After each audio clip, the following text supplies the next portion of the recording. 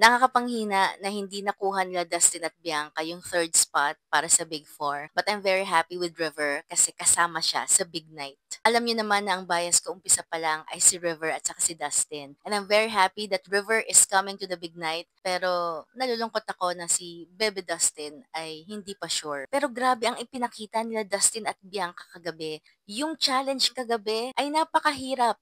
More than 6 hours ata silang nakatayo. Kaya nung nanonood ako ng episode kagabi at yung tatlong teams ay umabot sa 6 hours, sabi ko, it's anyone's game. Kung sino man ang mananalo dito, deserve niya yung spot. But I appreciate so much kung paano kinomfort ni Dustin si Bianca kagabi. Actually, they became each other's strength kasi alam naman natin kapag sa mga ganyang game, pareho kayong manghihina, di ba?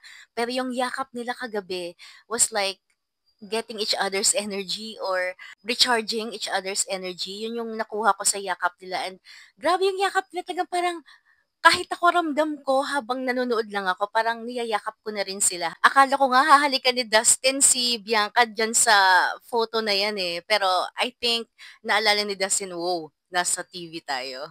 But anyway, cheer up guys. May isa pang big jump challenge. Baka doon makuha na ni Dustin at Bianca yung spot para sa Big Night.